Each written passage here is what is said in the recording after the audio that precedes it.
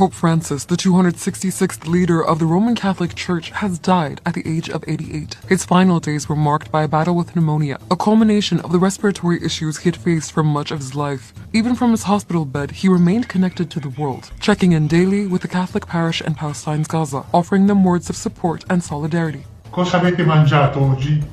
As the world's first Jesuit, Latin American, and non-European pope in over a millennium, Francis became a powerful voice for human rights, speaking up for the marginalized, the displaced, and those caught in war. His papacy was defined by his push for peace and social justice, winning admiration and, at times, stirring controversy for his outspoken views. But before he was Pope Francis, who was Jorge Mario Bergoglio? And how did a Jesuit from Argentina reshape the Vatican, leaving in his death a legacy that will be hard to match? Born on December 17, 1936 in Buenos Aires, Argentina, Bergoglio grew up in a middle-class family of Italian immigrants. As a young man, he lost part of his lung to a severe infection, a health struggle that would plague him throughout his life. He initially studied chemistry, but left to join the Catholic Church's Jesuit order, becoming a priest in 1969 at age 32. Despite his late start, Bergoglio's rise was swift. By 1992, he was appointed bishop, and in 1998, he became Archbishop of Buenos Aires. He rejected luxury, rode public transport, and made the plight of the poor central to his mission. His sermons often called out social injustices, urging both political and religious leaders to serve the vulnerable.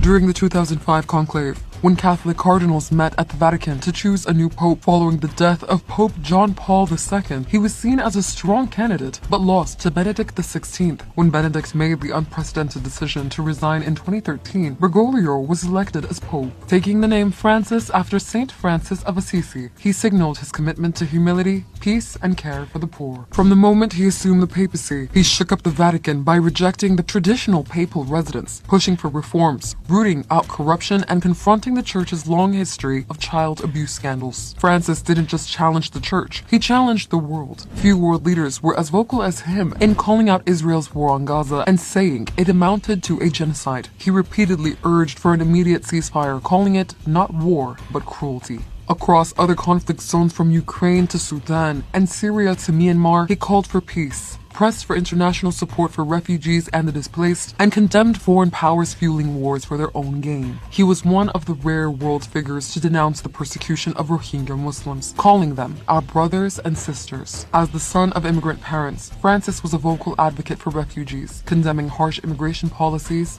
and the mistreatment of asylum seekers. He repeatedly criticized U.S. President Donald Trump's crackdown on migrants, famously saying that those who build walls instead of bridges are not Christian. Across the Atlantic, he denounced some European tensions